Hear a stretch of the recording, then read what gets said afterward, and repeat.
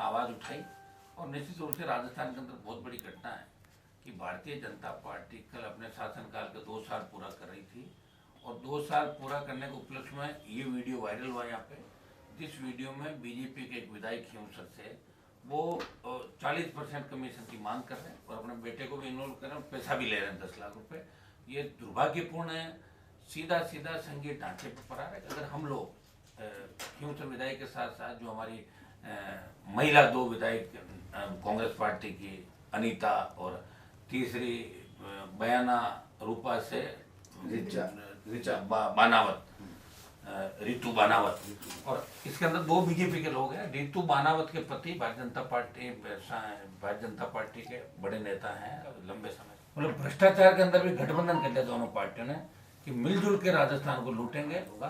तो ये इन्होंने ये कह दिया कि हम खाएंगे और जम के खाएंगे, जो होकर लेना। एक तरीके से बड़ी चुनौती। और मैं अभी एक चैनल पर देख रहा था कि रितु बानावत और विधायकों के जो बयान आ रहे हैं, ये कह रहे हैं हम कार्रवाई करेंगे, हमारा नाम कैसे लिख दिया, पैसे भी खा जाना और गुर्राना। अब बताओ ये दोहरा मापदंड कैसे चलेगा। हमने मांग करी है कांग्रेस के राष्ट्रीय अध्यक्ष राहुल गांधी, जेपी नड्डा जी, अमित शाह और इधर मुख्यमंत्री भजन लाल जी से और इनके जो बीजेपी के नेता हैं कि भाई आप इसमें कार्रवाई करें, इन विधायकों के खिलाफ इनको पार्टी से निकालें। और सबसे बड़ी बात देवनानी जी से भी हम लोगों ने बात करी कि आप इनकी सदस्यता रद्द करें, क्योंकि ये लोकतंत्र का चौथा स्तंभ है। तो प्रथम दृष्टया FIR दर्ज हो, इनकी गिरफ्तारी हो और गिरफ्तारी के बाद जल्दी इस मुकदमे की सुनवाई हो, ताकि आइंदा से कोई भी चुनाव जनप्रतिनिधि ऐसी हिमाकत नहीं करे। खुला भ्रष्टाचार का खेल और ये दोनों पार्टियों के विधायकों ने जो खुल के ये खेल किया। लोकसभा चल रही है और इन्होंने निश्चित रूप से सारे नेताओं को शर्मसार किया, हमारे इलाके खींवसर को शर्मसार किया, नागौर को शर्मसार किया, जहाँ जहाँ से वो जीत गए उन सबको शर्मसार किया। और अब लोग इस बात का जवाब मांग रहे हैं साहब इस पर कार्रवाई होनी चाहिए। तो मैं भी सरकार से मांग करता हूँ इनके खिलाफ कानूनी कार्रवाई हो, मुकदमा दर्ज हो और इनकी गिरफ्तारी हो, तीनों विधायकों की और जो इनके पति और जो पैसे देने वाली जो टीम बताई बेटे की, इस गिरफ्तारी को हम लोकसभा के अंदर भी इस मामले को कल मौका मिला निश्चित रूप से उठाएंगे और मोदी जी को कहेंगे क्या मोदी जी। और अभी भजनलाल जी सुबह ही भाषण दे रहे थे कि भ्रष्टाचारियों को मैं नहीं छोड़ूंगा, तो मना कौन करे। या हो गए ना 3-4 तो ही अभी मेरे पार्टी से निकालो, FIR लॉन्च करो, गिरफ्तार करो इनको। और ये कोई भी हो, चाहे भ्रष्टाचार कोई भी करे, और जनप्रतिनिधि अगर भ्रष्टाचार करने लगे तो फिर जनता के अंदर क्या संदेश जाएगा आप बताओ। लोग कहते हैं MLA साहब भी खा रहे हैं, हम भी खाएंगे, लोग ही कहेंगे इस बात को। तो जो एक खींवसर का सम्मान हमने बढ़ाया लगातार लंबे समय से, विधायक बनने के बाद ये मेरे से गए थे प्रधान जब थे, तो इस कमीशन के मुद्दे पे ही बार बार तनाव नहीं, मैं कहता भ्रष्टाचार कम करो, बहुत बड़ी बदनामी हो रही है, लोग अपनी पार्टी को बदनाम करेंगे। हम साथ थे, हमसे भी 20% 25% कमीशन दे रहे हैं कि मेरे पैसे खर्च हो गए, मैं कहाँ से लाऊंगा। तो इस तरह करके और धीरे धीरे मेघराज सिंह ने इनको 23 से चुनाव पकड़ लिया। बजरी आंदोलन जो मैं मेघराज के खिलाफ करा था और फिर ये बीजेपी के हाथों चढ़ गया। विधायक बनने के बाद ये उनका 5वां 6ठा मामला, पूरे परिवार ने झूठा क्लेम उठा लिया, अलग अलग पिताजी का नाम, 2 बाप, 200 करोड़ की इलीगल माइनिंग कर ली खुद की खातेदारी में और फिर तथ्यों में छेड़खानी करके और वो नाम भी अपने रिश्तेदारों को उसको चेंज करने का प्रयास किया है। इलीगल माइनिंग की, बायोडीजल सरेआम ही लोग बेच रहे हैं, दूध का सारा ठेका खींवसर का ले लिया, MLA लेड में भारी भ्रष्टाचार, पंचायत समिति में भारी भ्रष्टाचार, कोई भी काम आएगा, कोई भी ठेकेदार आएगा उसे पैसा लेना। तो भ्रष्टाचार का नंगा नाच इस विधानसभा क्षेत्र के अंदर, और मैं तो कह रहा हूँ 3 पकड़े गए जिनमें 2 बीजेपी के हैं, पूरे राजस्थान के अंदर नंगा नाच चल रहा है। और मुझे लग रहा है कि जब सोशल मीडिया पे बहुत ज़्यादा वायरल हुई उसके बाद अशोक गहलोत को चिंता हुई, उसके बाद कांग्रेस के नेताओं को चिंता हुई। 6 घंटे अखबार 5-6 बजे आ जाता है, उसके बाद 11 साढ़े 11 बजे अशोक गहलोत का बयान आता है कि कार्रवाई करनी की। तो करो कार्रवाई, मना कौन कर रहा है, निकालो पहले अपने विधायक की, नहीं भी करे। लेकिन हमारी मांग रहेगी और निश्चित रूप से बहुत गलत संदेश पूरे देश के अंदर राजस्थान का गया है कि राजस्थान के विधायक सांसद इस तरह भ्रष्टाचार के अंदर इन्वॉल्व है। और मैं सरकार से मांग करता हूँ कि आपराधिक मुकदमा दर्ज हो, इनकी गिरफ्तारी हो बाप बेटे की और उधर रितु और उनके पति की।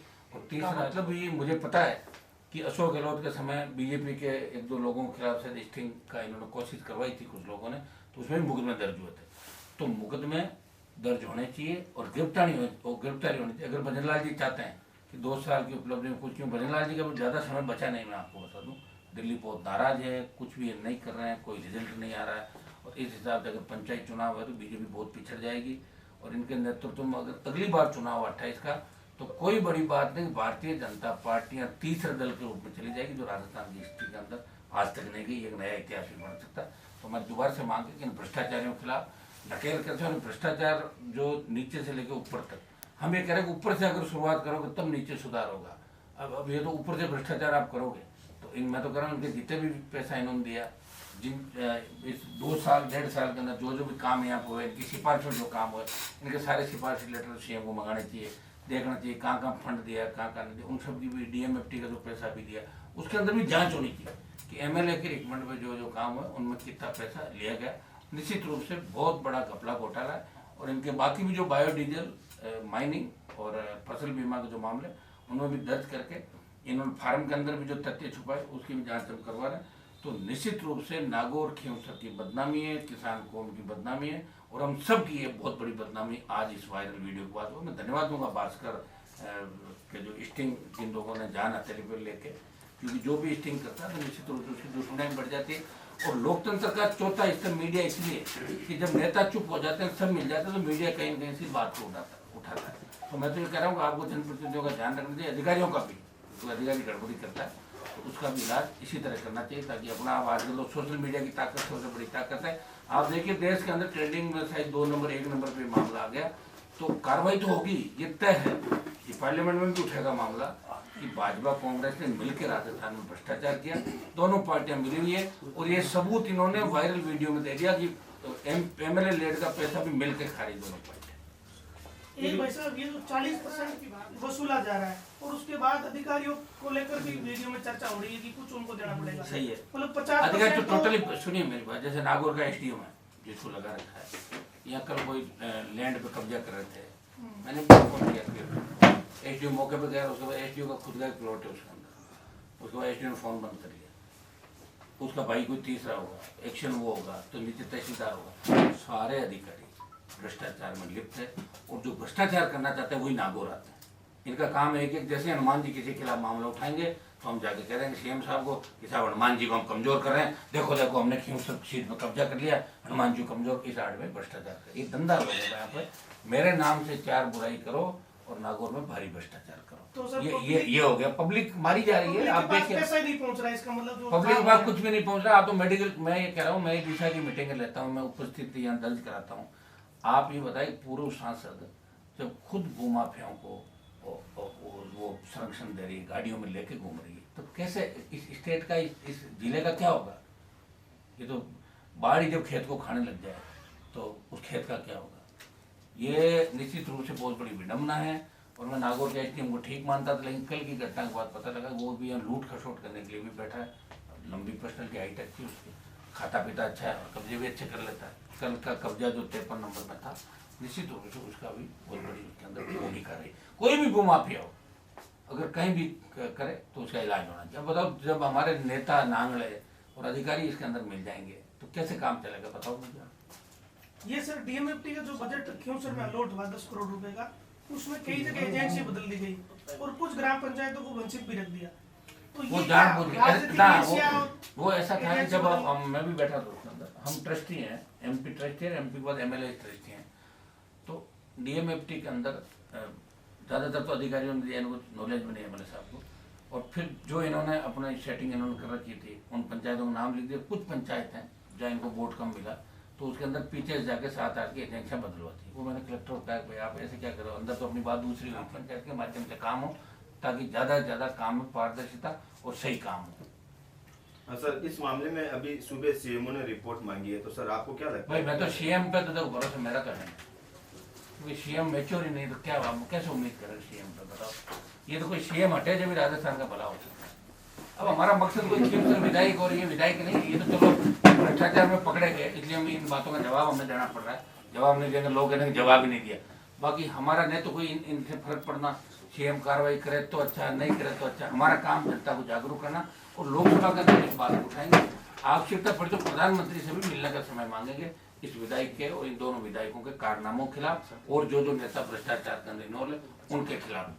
कुछ चीजें बीच में ऐसी भी आई थी कि भाई कहीं जयपुर में कुछ रीले वायरल हो रही है कि मकानों पे निर्माण कार्य हो गए जहाँ पट्टे नहीं मिलते, तो ये चीजें जो हो रही है विधायक की भी उसमें रीलों में फोटो आ रहे हैं। कौन सी जगह? ये कोई आरोसी मल्ली के पास जो हाँ वाह इन्होंने किया, ये कार्यालय बना लिया, प्लॉट है, कब्जे है, क्या कब्जा ये क्या हो रहा है? कब्जा कर लिया, और कब्जे कर लिए, कब मौका मिलता ही कब्जा। ये काम ही कर रहे हैं। तो आजकल 80% नेताओं का काम क्या, व्यापारी हारो, वापिस आने नहीं, टिकट मिलेगा नहीं, तो इसीलिए भ्रष्टाचार पनप रहा है। पार्टियों को खुद को सोचना होगा टिकट देने से पहले शपथ पत्र के साथ। और मैं तो मानता हूँ जिस स्टेट में सीएम समझदार नहीं होता उस स्टेट में निश्चित रूप से होगा। अभी तो आप एथेनॉल की फैक्ट्री का आप देखना, लॉ एंड ऑर्डर जगह जगह कैसे बिगड़ेगा। ये बजरी दिया वाला मामला वापस उठेगा, फिर दूसरे मामले उठेंगे, तो ये मामले उठेंगे तो निश्चित रूप से जनता अंदर से क्रोधित है, कांग्रेस मौन है, बोल नहीं रही है। अब एथेनॉल के मामले के अंदर मैंने लोकसभा में उठाया, 10 कांग्रेस के सांसद वहाँ बैठे थे, एक शब्द नहीं बोला। मैंने कहा बोलो, तुम लोग यहाँ बैठो, तुम्हारा एमएलए घायल है। तो कांग्रेस इसलिए नहीं बोल रही थी, कांग्रेस ने एमओयू किया फैक्ट्री के अंदर। तो मिलकर दोनों पार्टियां इस राजस्थान की जनता को लूट रही है, और इनको लगता है कि राजस्थान में कोई क्रांति हो नहीं सकती। एक व्यक्ति लड़ रहा है राजस्थान के अंदर, एक नई पार्टी हमारे पास जो बनी थी, और वो 2-3 जिलों के अंदर वो भी प्रयास अपना कर रहे हैं। लेकिन राजस्थान बहुत बड़ा है, और बहुत बड़े राजस्थान में आप देख रहे हो हर जगह लड़ना, प्रयास करना, एक सिंगल मेंबर पार्टी ना, अगर राजस्थान की जनता को फायदा होगा, हम सत्ता से बाहर लेके भी राजस्थान के लोगों का भला करेंगे। सत्ता का मोह हमारे को नहीं। सर, जिस हिसाब से राजस्थान में तीसरा मोर्चा तैयार हो रहा है, तो क्या आप यूनुस खान या ओवैसी की पार्टी को साथ लेकर चुनाव लड़ेंगे आगे आगामी टाइम में? अभी देखेंगे हमारे साथ कौन कौन रहेंगे। आप जिनका नाम ले रहे हो वो अभी बीजेपी के ज्यादा नजदीक है एक आदमी, ठीक है। पहला जो नाम आपने लिया वो भी भारतीय जनता पार्टी, वसुंधरा जी के प्रति उनकी आस्था है। तो अब मैं मान लो साथ लेना भी, जो उन्होंने नहीं आए तो मैं क्या कर सकता हूँ। मेरी तरफ से तो विकल्प खुले हैं, आए, क्योंकि मुस्लिम जाट मेघवाल ये कॉम्बिनेशन जो हमने जेएमएम का नारा दिया था, ये जब लोग साथ आएंगे तभी मोर्चा बनकर पार्टी ताकतवर बनेगी।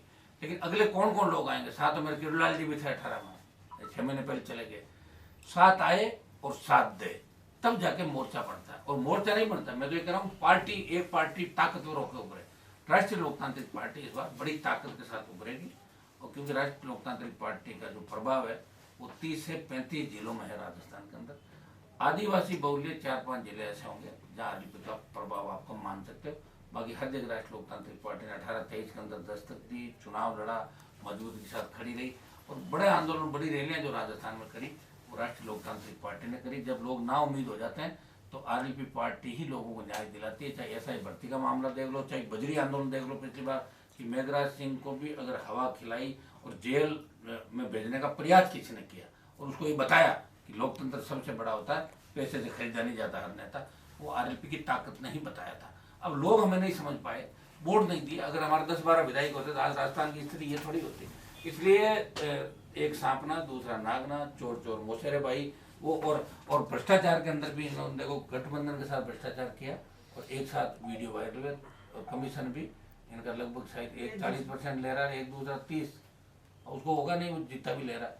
लेकिन मिलके इन्होंने कि वो इसमें भी हम भ्रष्टाचार भी साथ करेंगे, कोई ये नहीं कहते हुए साथ नहीं किया। एक वो दरी वाला ये जो लेटर वायरल हुआ कि भाई दरी तो टांग लगी 2500 रुपए के आसपास आ जाती है, तो ये लाखों रुपए इसके लिए बजट जारी हो जाना, तो इसका मतलब इसमें सिस्टम भी मिला हुआ है ना। सरकार का ग्रामीण विकास मंत्रालय जो स्टेट का ग्रामीण, उनका ही तो है सारा, एमएलए लेड उनके पास ही तो है। मेरे को 5 करोड़ का एमएलए लेड और खा गए। जो मैं जब 23 के अंदर जीता था तो 23 नवंबर से लेके 24 नवंबर तक तो मैं ही विधायक था यहाँ पे। 24 में नया विधायक बना, फिर मैं एमपी बना, तो मेरा 1 साल का बजट भी सरकार ने इसलिए रोक लिया कि हनुमान जी को हम बजट देंगे तो हो सकता है वापिस एमएलए के चुनाव के अंदर इनको वोट ज्यादा मिले। इसलिए मेरा 5 करोड़ रुपए बजट अटका पड़ा है। अगर वो बजट समय पे खर्च होता तो लोगों के काम आता। वो मेरी रिकमेंडेशन थी 5 करोड़ की, वो सरकार ने अटका दिया उस पैसे। लड़ रहा हूँ मैं लड़ाई उसको, हाईकोर्ट में गया था, हाईकोर्ट से निर्देश दिलाए, लेकिन सरकार अभी भी पैसा नहीं दे रही। मेरा 5 करोड़ खा के बेटी बदल रहा सरकार। ये जो सर एमएलए लेट जारी होता है, इसमें इस तरीके से अगर दुरुपयोग हो रहा है कि 2500 की चीज लाखों रुपए में खरीदी जा रही है, 100%। तो इसका कोई तोड़ निकाला जा सकता है क्या? स्थायी समाधान हो कि भाई एक प्रॉपर मॉनिटरिंग कमेटी हो?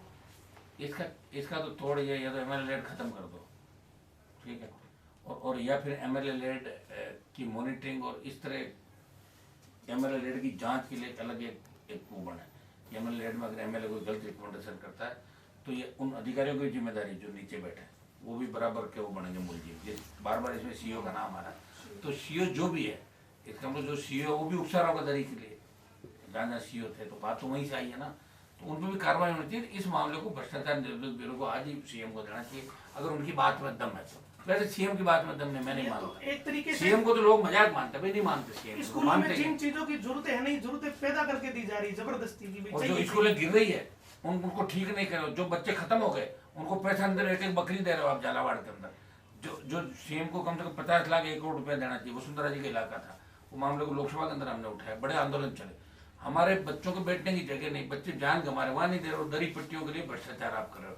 अधिकारी इन्वॉल्व है और नेता इस तरह भ्रष्टाचार कर रहे हैं, ये तो खुलेआम बात होगी। इसमें ज्यादा मेरे हिसाब से कहने की आवश्यकता नहीं। पूरा देश आज देख रहा है कि राजस्थान को शर्मसार इन 3 लोगों ने किया, और अगर ऐसे 10, 20, 25 का और स्टिंग हो जाए, कुछ बड़े अधिकारी को हो जाए, कुछ पुलिस अधिकारी को हो जाए, फिर सारा एक मामला सामने ये आएगा। भ्रष्टाचार कैसे होगा? अभी जैसे श्रम विभाग में एक अधिकारी भ्रष्टाचार का- राजस्थान में भ्रष्टाचार रोकना तो आरएलपी की सरकार बना दो, 1 घंटे में रोक दूंगा भ्रष्टाचार। अब कैसे कर, मैंने आपको जवाब दे दिया। वो तो वही होता है, डंडा लेके निकल जाओ और खुद ही करो इलाज, वही रुकता है भ्रष्टाचार। भजनलाल जी को पता ही नहीं कौन सा फंड कहाँ जाता है, इनको खुद लिख के भाषण देते हैं, उन पढ़ देते हैं, गलत पढ़ देते हैं, लिखा हुआ ही गलत पढ़ देते हैं। कहाँ से भ्रष्टाचारी लोग हैं? सारे भ्रष्टाचारियों को तो आसपास बिठा दिया इन्होंने, तो रुकेगा कैसे भ्रष्टाचार, बताओ। अभी आपने कहा था भाई साहब कि ये लोग इस चीज का फायदा उठा रहे हैं कि भाई हमने आरएलपी को क्यों सलाह बता रहे हैं कि कुछ अंगूर की जमीनों पे भी कब्जे हो गए, खनन भी चल रहा है, ये सब कुछ जो बाहरी अवैध खनन, जिसमें कांग्रेस नेताओं का भी था, 5 चोरी करनू बेल्ट के अंदर, मानकपुर के बेल्ट के अंदर, बड़े नेता कांग्रेस बीजेपी के जो ढंग के नेता है, वो अवैध माइनिंग करवा रहे हैं। प्रयास हम करेंगे इलीगल माइनिंग को रोकें। यहाँ भी कमीशन जा रहा है क्या किसी को? पूरा ही जा रहा है यहाँ तो, हर इलीगल माइनिंग जो हो रही है इस पूरे खियोसर में, तांतवा से लेके गोटन तक का बीच का जो है लाइम स्टोन, सैंड स्टोन, यहाँ पर माइंस जो अवैध चल रही उसका 20,000 रुपये जाता है, जिसमें 5,000 संबंधित थाना एक माइंस का, 5,000 एसडीएम, 5,000 एमएलए और 5,000 इनका और मिल के हो जाता है। मतलब 20,000 से 40,000 रुपये पर माइंस का कमीशन है। सैकड़ों की संख्या माइंस हो गई है। सैकड़ों लाख करोड़ रुपए कमा रहे हैं। मैंने कहा कलेक्टर को, डीसा की मीटिंग में मैंने कहा रोको इसको, कैसे रोकोगे आप बताओ। इलीगल माइनिंग रोकनी चाहिए। गरीब आदमी तो उसमें कुछ कमा नहीं पाता, एक बार पकड़ा जाता है तो उसको, लेकिन बड़े लोग इसके अंदर ढंग से कमाई कर लेते हैं। और जब मैंने कहा ना बाढ़, ऐसे लोग आ गए जिन्होंने कुछ देखा नहीं जीवन के अंदर, जो लोगों से पड़े बड़े, उनको एकदम से मिल गया, एकदम से मिल गया तो अपच होगी, तो ये तो नुकसान करेगी निश्चित रूप से। ये खियोसर के लिए भी घातक और कुछ भी नहीं बचा। उन्होंने भाषण में कहा था कि अगर ऐसा काम करे तो सांप गोई खाई जावे, हाँ था। तो तो लेकिन जब बात किसान में को ये है रहेगा तो पता क्या चलता है, एक तरीके से खुद ही इस व्यक्ति को आगे आके कि भाई मेरी गंभीर चूक हुई है और मैं अब ये छोटा हूँ, तो फिर भी थोड़ी बात रह सकती है। इस्तीफा दे देना चाहिए। हाँ, दे देना, क्या दिक्कत है यार, देना ही चाहिए इस्तीफा। मैंने छोड़ी थी सत्ता एनडीए, ये कह रहा मैं तो हनुमान जी को हरा कर हनुमान जी से बड़ा हूँ, ये करना चाहिए। वैसे हराया मुझे नहीं इसने, मैंने हरा दिया था इसको, मैंने झूठा छोड़ा था वापिस उपचुनाव, ये मेरा झूठा छोड़ा हुआ खाया था इसने। ओरिजिनल चुनाव मैं ही जीता था, 23 के उपचुनाव कांग्रेस भी मिल गई, मौका लग गया, तो बार बार कह रहा मैं हनुमान जी को हरा दिया। मेरे को नहीं हराया, 4 साल के लिए बनाया मैंने, 5 के लिए नहीं बनाया, 4 में भी 1 साल के अंदर क्या कोराम बचा दिया देख लो आप। माइनिंग से लेके, बायोडीजल से लेके, डोडा पोस्ट से लेके, सारा परिवार में मुकदमे होंगे, 15 मुकदमे कम से कम परिवार के छोटे मोटे बच्चों पे लगे। तो टोटल जो इलीगल काम है सारे इसके रिश्तेदार धूम धड़ाके से कर रहे हैं, और इस बात के लिए कह रहे हैं हनुमान जी के खिलाफ हैं। और भजनलाल जी इस बात को समझते नहीं, कुछ लोग कह देते हैं, और कुछ लोग जो पहले कांग्रेस के साथ डोलते थे भाई इनके साथ डोलने लगे। सर ये छूट किसने दे रखी कि भाई हनुमान जी को हरा दिया तो फिर ये छूट मिल गई क्या इस बात छूट की? पक्की, क्योंकि हनुमान जी सही बात कहते हैं, वो पकड़ में नहीं आ रहे। मैं अगर मैं ऐसा कोई काम कर देता तो मुझे थोड़ी छोड़ती सरकार।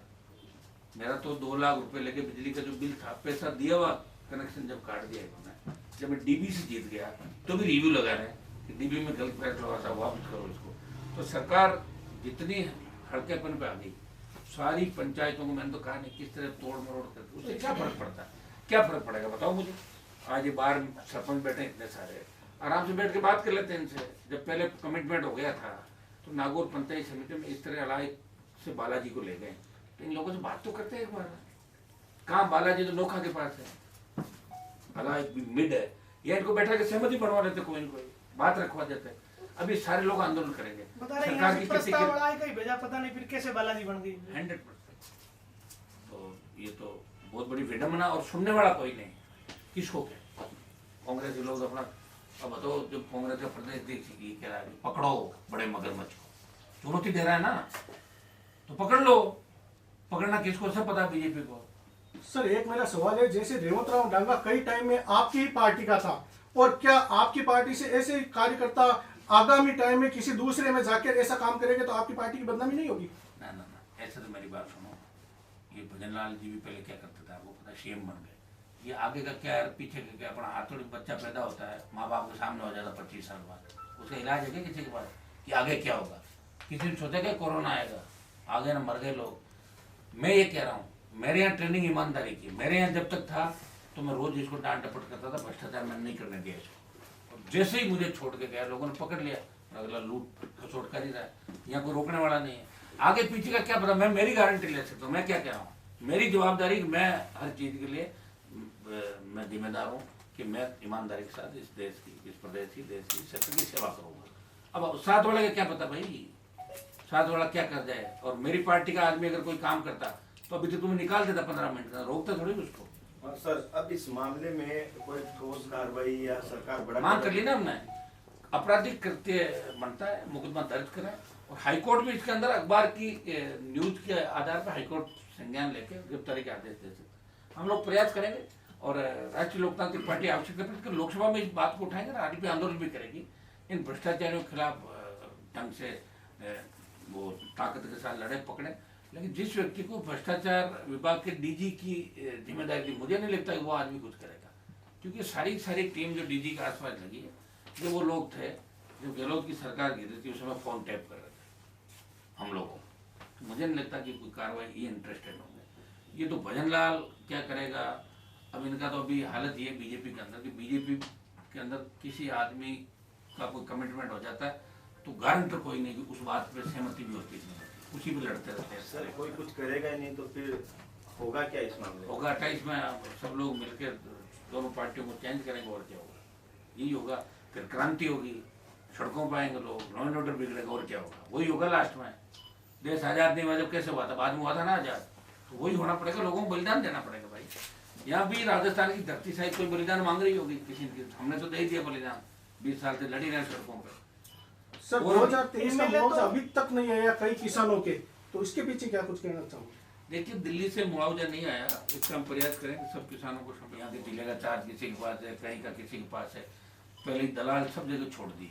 अब इस भ्रष्टाचार का एक इलाज है कि ऊपर से आपकी मॉनिटरिंग मजबूत हो और आपके कलेक्टर एसपी 40-41 लोग नए ईमानदार लगे, उनको ये शपथ दिलाई जाए कि तुम अपने अपने जिले के अंदर ईमानदारी से 2 साल काम करो। पहले ये करोगे आप 1 साल ईमानदारी से करोगे, ठीक हो, फिर 2 साल, क्योंकि लोगों को मोटिवेशन देना पड़ता है।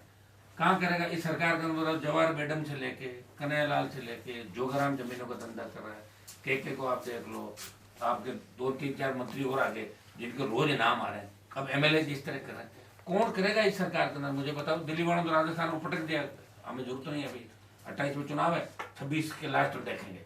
1 साल तो राजस्थान की जनता की जो बर्बादी हो रही है, जिस तरह पेपर लीक हो रहे हैं, जिस तरह आरपीएससी के पुनर्गठन को लेके, एसआई भर्ती को लेके वापिस जिन्होंने अपील कर दी एसआई भर्ती सही है, तो सरकार की कतनी करने के अंदर अंतर है।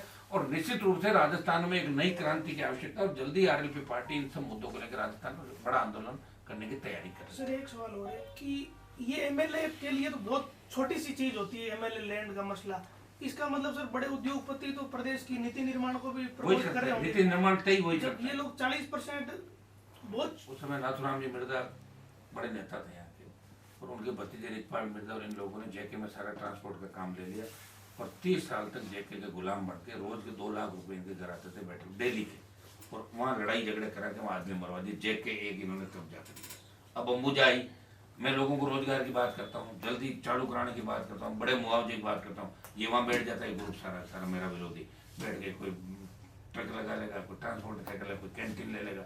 आपकी एक यहाँ बीजेपी पुराने नेता जो आपके गाँव के थे, वहाँ कैंटीन ले ली वहाँ पर अंबुजा के अंदर। औकात नहीं ना लोगों की, देखावा नहीं लोगों का, लड़ नहीं सकते।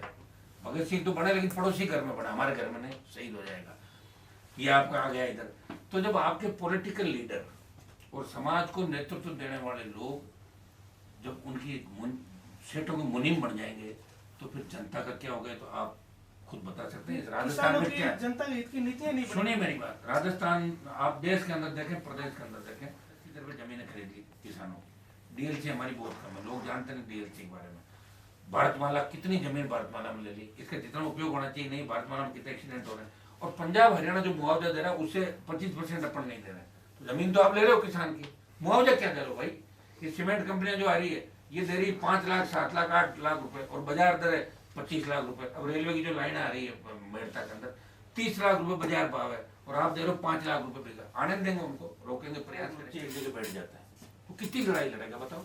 हमारा पूरा क्षेत्र है राजस्थान, इनको तो एक गांव एक क्षेत्र में जाना है, सुबह शाम निकल पड़ते हैं लोग सारे सारे। एक सरकार के 2 साल में क्या करेंगे? 2 साल में तो कुछ हुआ ही नहीं ना सरकार में। ये तो रेवंत राम और आगे ना ऋतु 2 साल बाद ये निकला है विकास, देखा नहीं आपने? ये 2 साल बाधित हुआ है। 2 साल में कोई नई नौकरियां नहीं लगी। आरपीएससी पुनर्गठन ऐसा ही भर्ती रद्द का मामला 10 का 10 पड़ा है। लॉ एंड ऑर्डर खत्म हो गया। किसानों पर एथेनॉल को लेकर टीबी में जो लाठीचार्ज हुआ, गोलियां चल रही है, आदिवासियों में जिस तरह पीटा जा रहा है, पुलिस अधिकारियों के जो वीडियो वायरल हो रहे हैं गाली गलौज करते हुए, लाते मारते हुए, रेप की घटनाएं जो बढ़ रही है, महिला अत्याचार हो रहा है, और सीएम का हर पल बयान बदलता रहता है।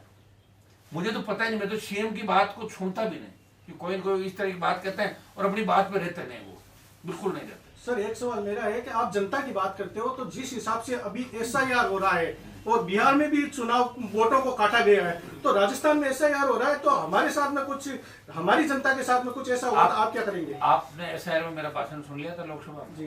समय कम मिला, अच्छा मैंने बात रखी वहाँ पे, और निश्चित रूप से आप चिंता नहीं करें, हमारे लोग खड़े। अगर किसी का डबल नाम है और कोई मतलब किसी की मौत हो गई, अभी भी नाम चल रहा है, तो उसमें तो कटेगा नाम, उसमें हम भी साथ हैं। लेकिन गलत तरीके से टारगेट करके अगर SC ST OBC मुस्लिम किसी को काटने का प्रयास किया तो कतई नहीं काटने देंगे। हमारे BLA भी नियुक्त हो गए और बूथ एजेंट हर जगह BLA 2 और BLA 1 मिलकर और एक नाम की पूरा वेरीफाई। सर आखिरी सवाल है, भगत सिंह से याद आ गया कि नरेश मीणा ने भी एक तीसरा मोर्चा खड़ा किया है भगत सिंह के नाम से, क्या उसको लेकर क्या कहेंगे? क्या मानते हैं, कितना साथ देना चाहिए आपके, कितना दूर इसको बताइए? सब वक्त में सब ठीक होगा। ठीक है, ठीक।